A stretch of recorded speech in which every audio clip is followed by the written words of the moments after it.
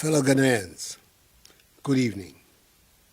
It is a privilege for me once again to come into your homes to speak to you about the state of our common battle against the pandemic of the coronavirus that is affecting all parts of the world, including our own. Exactly a week ago, I announced the lifting of restrictions on movement of persons resident in Accra, Kumasi, Tema, and Kaswa. I did so on the basis of the data and science, as well as on a careful analysis of the impact of the restrictions on several sectors of our population, especially our informal workers, who need to have a day out in order to provide for themselves and their families, the poor and the vulnerable. Since I last spoke to you, we have completed the analysis of another 32,031 samples, bringing the number of tests from 68,591 to 100,622. From this pool, the total number of confirmed infections has gone up from 1,042 to 1,550. Our recoveries are now 155 and deaths 11. The 2 new cases of deaths, like the other 9, are all of persons with underlying health issues, what the doctors call comorbidity. The positivity rate, i.e. the rate of infection from those sampled, continues to remain constant at 1.5%. 6 persons are critically ill, and the remaining 1,378 have mild or no symptoms at all and are responding to treatment. Of the 508 new confirmed cases, 465 are from the Greater Accra metropolitan area, 10 from Kaswa and the Central region, 7 from the Ashanti region, 6 in the Eastern region, 2 in the Northern region, 1 in Western North, and 17 from the Uti region. These 17 were the result of interceptions near Nkwanta by officers of the Immigration Service and other security personnel of 2 cargo vehicles that had on board a total of 67 passengers who were illegally entering the region from Accra during the period of the lockdown, and all of whom were tested, with 17 proving positive. We are still very much in uncharted territory, and clearly we still have some way to go towards ridding ourselves of the virus. The truth is that this will be a long war, broken up into several battles.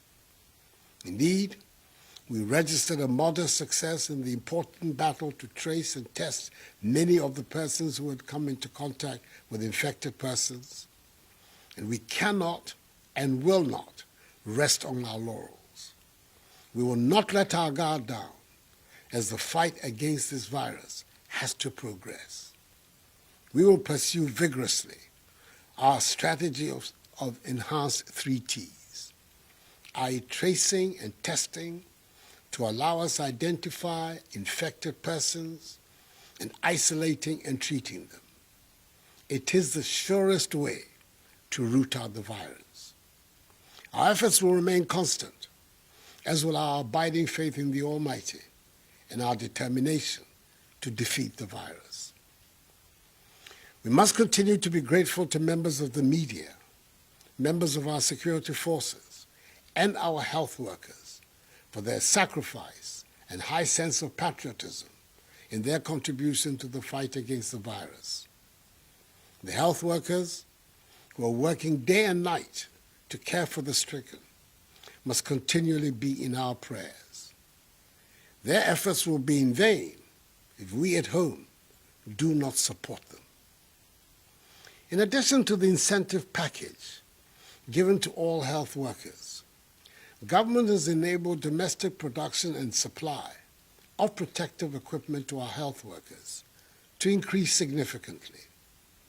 They have received in recent days 905,031 nose masks, 31,630 medical scrubs, 31,472 gowns, 46,870 head covers, and 83,595 face masks. We're also grateful for yesterday's gift of medical supplies from the government of the United States of America to help boost our testing capacity. The latest assistance we have received from a friendly foreign nation. So let us, on our part, continue to protect further our health workers by practicing social distancing, washing our hands with soap under running water, refraining from shaking hands, and yes, wearing our masks whenever we leave our homes. I'm happy to note that the hard-working Minister for Health, the Honorable Kwaku Agyeman-Manu, Member of Parliament for Doma Central, has, as of yesterday, the 25th of April 2020, issued directives to guide the production and mandatory wearing of face masks. We should all familiarize ourselves with them and apply them as the regional coordinating councils of the Greater Accra, Ashanti, and Central regions are demanding of their residents. Together, all these protocols will prove effective in helping each one of us to avoid contracting the virus. The doctors and scientists tell us that the virus is transmitted from human contact, talking, singing, coughing, sneezing, and thereby sending droplets of the virus from one person to another. That is why each one of us must strictly adhere to these directives. Fellow Ghanaians, in the course of this past week, I engaged a number of stakeholders to discuss the future of existing measures which have imposed restrictions on public gatherings, shut down our schools, and closed our borders. I met with the chairperson and members of the Council of State, the president and members of the Standing Committee of the National House of Chiefs, representatives of organized labor, that is the leadership of the Trades Union Congress, the leadership of the Christian community, the leadership of the Muslim community, the president and executive committee of the Ghana Medical Association, representatives and leaders of the media, and the leadership of the National Union of Ghana Students, NUCS, and its affiliated associations. The strong consensus that emerged from these and other consultations is that the existing measures must be maintained for now until we have a firm grip on the movement of the virus. This consensus is supported by data and science, and I'm also very much of this view. I have accordingly, by executive instrument, extended for another 2 weeks the suspension of all public and social gatherings, as set out in Executive Instrument number 64 of 15th March 2020, effective tomorrow, 1 a.m., Monday, the 27th of April. I'm encouraged that so many of our trotros, taxis, and buses are operating with a minimal number of passengers, and our businesses and supermarkets are enforcing the need for social distancing, the use of hand sanitizers, and the wearing of masks for all patrons and staff. I want to single out supermarkets such as Melcom, Palace, and ShopRite in particular for the excellent discipline they are maintaining in their enterprises across the country, and call upon all other enterprises, especially our market women, to emulate them. The example of markets in the Sekondi Takoradi metropolis, where social distancing is being well observed, is an excellent one for market women all over the country. I am fully aware of the sacrifices in reduced revenues that all businesses and enterprises are suffering. But I believe we have no option but to sacrifice to defeat this virus. This is the time for sacrifice so that we do not have to bear a greater cost in the future. Unhappily, there continues to be the worrying news of a few Ghanaians aiding some West African nationals to enter our country illegally, despite the closure of our borders. Even more disturbing is the fact that several of the West Africans who have been arrested have later tested positive for the virus. These are unpatriotic acts and must stop. We cannot allow a few persons who are motivated by their own selfish money-making interests to endanger the lives of the rest of the population. Not only will persons who enter our country illegally be strictly dealt with, but so will Ghanaians who facilitate their entry. As I have said before, being a Ghanaian must mean that we look out for each other. Just as the virus has disrupted our daily lives, it has also exposed the deficiencies of our healthcare system because of years of underinvestment and neglect. Whilst maternal, newborn, adolescent health and nutrition remain our top priorities, we must pay increased attention to chronic non-communicable diseases such as heart diseases, diabetes, and asthma, which have proved to be the common risk factors for the 11 deaths we have recorded from the virus. It has highlighted the need to address mental health issues and the crucial role of emergency services to which the new fleet of ambulances and drones are responding. We must emphasize preventive and promotive aspects of health in addition to care for the sick. The virus has also revealed the unequal distribution of health facilities, as we have tended to focus our infrastructure on Accra and one or two of our other big cities. But as we've seen, epidemics and pandemics, when they emerge, can spread to any part of our country.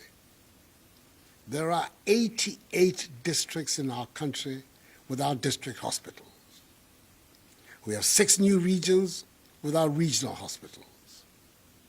We do not have infectious disease control centers dotted across the country. And we do not have enough testing and isolation centers for diseases like COVID-19. We must do something urgently about this. That is why government has decided to undertake a major investment in our healthcare infrastructure, the largest in our history. We will this year begin constructing 88 hospitals in the districts without hospitals. It will mean 10 in Ashanti, 9 in Volta, 9 in Central, 8 in Eastern, 7 in Greater Accra, 7 in Upper East, 5 in Northern, 5 in Oti, 5 in Upper West, 5 in Bono, 4 in Western North, 4 in Western, 3 in Ahafo, 3 in Savannah, 2 in Bono East, and 2 in Northeast regions. Each of them will be a quality, standard design 100-bed hospital with accommodation for doctors, nurses, and other health workers. And the intention is to complete them within a year.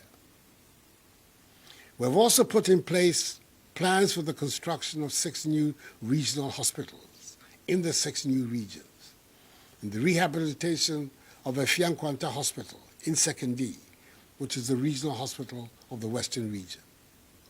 We're going to beef up our existing laboratories and establish new ones across every region for testing. We will establish 3 infectious disease control centers for each of the zones of our country, that is the coastal, middle belt, and northern, with the overall objective of setting up a Ghana Center for Disease Control. The recent tragic CSM outbreak, with over 40 deaths, has reaffirmed the need for ready access to such infectious disease control centers, even though in our time, nobody should die of the disease. Early reporting is what is required, and I implore everybody to heed this call. We shall make these investments in our healthcare system not because it is going to be easy, but because it is self-evidently necessary to serve the needs of 21st century Ghana. The three development authorities, the Zongo Development Fund, and metropolitan, municipal, and district assemblies will be tasked to place health infrastructure amongst their highest priorities in the coming years. Soon, at the appropriate time, the exact volume of investment required will be duly and transparently laid out for public scrutiny and action.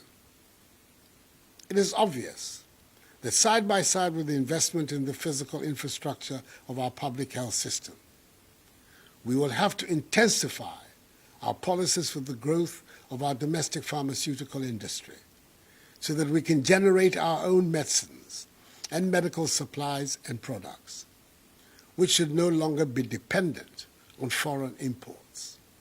Further, the National Health Insurance Scheme is currently in a stronger position as a result of the significant reduction in our standing arrears. It is my hope and expectation that this expanded and empowered public health system will be the most enduring legacy of the pandemic.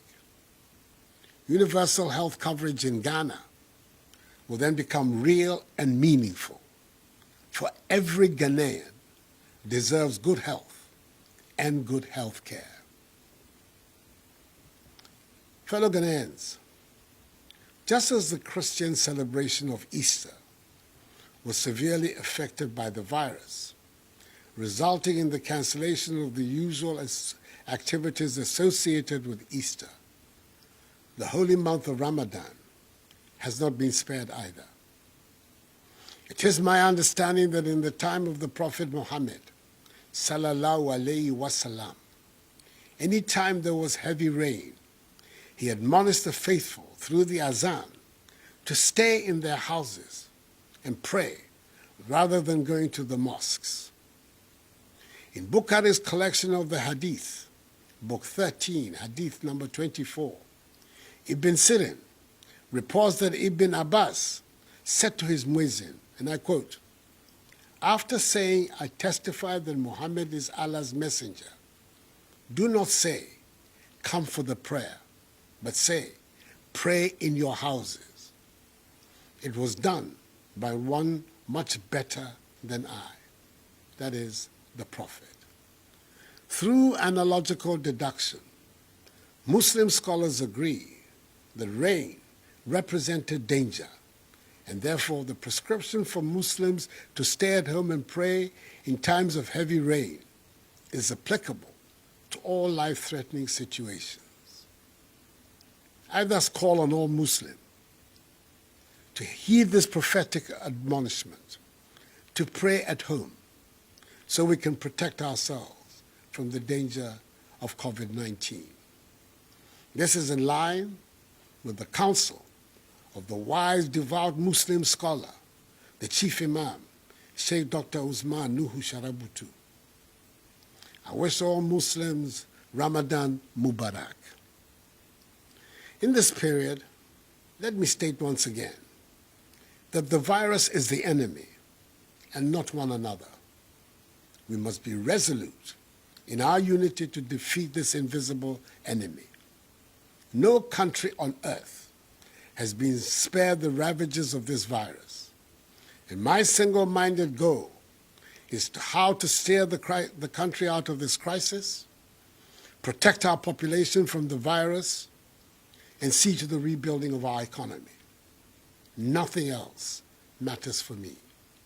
Fellow Ghanaians, we must now begin to lift our heads above the parapet and look at our future with courage and hope. I shall be outlining shortly the path for bringing the restrictive measures systematically to an end. and defining the basket of measures for the revival and growth of our national economy. We have to own our future. I'm truly proud and indeed humbled to stand here today as your president, witnessing the unfettered assistance Ghanaians have given to each other, the help you have offered to those in need, the generosity of your contributions to the COVID-19 National Trust Fund, and the support and understanding you have given to the difficult measures government has had to undertake. It is said that out of adversity comes opportunity, and through this ordeal, we Ghanaians have had the opportunity to reintroduce ourselves to one another, showing the best of who we are. The solidarity and humanity on display in these past days fills me with even more optimism that Ghana will overcome this crisis and come out even stronger and more resilient. Enuanom, nse ni abe ahaye nyinaa. Nanso, me wa rehihye mu sɛ Onyankopɔn adaroma. Nsɛm a makan si yenye no, a yɛyɛ no, yɛkɔ so di so a, ɛno ɛna ɛbɛboa yɛn. Obiara hohoro ne nsa. Obiara ndi ne ho ni. Yɛpia yɛnhyɛ mask no. Yɛwɔ abɔnten a yɛma kwan ɛnda yɛn ntam. Yɛma sɛdeɛ sɛ asɛm bi ba a, ɛsɛ sɛ me na mebɔ mo ho ban. Momboa me na mentumi nyɛ m'adwuma. Na Onyankopɔn bɛboa ama yɛafi ɔhaw eyi mu. Anyame mɛ, ile akɛhye no ne bane, egba wɔ fɛn na. Shin yɛ hemo ka yeli, aka nyumodromo na. Ni bi ni nke ake wɔ fɛ, ni wɔ fɛ, ka wɔ ye no. No ni ba wa wɔ fɛn. Wɔ fɛn mo afɔ ede. Ni ekɔ ejuba. Ka wɔ jekpo e. Wɔ wo mask e. Wɔ jekpo e. Wɔ hagbe aka wɔ te. Ini chimo jiake. Ke sani ba. Isani makwe. Ni noko aka fenye. Nye wami. Ni manye. Mafe ini chimo. Ni nyumo ba wawo. Ni wok je. Ne kesani nemi. This too shall pass, for the battle is the Lord's. May God bless us all in our homeland, Ghana, and make her great and strong. I thank you for your attention, and good night.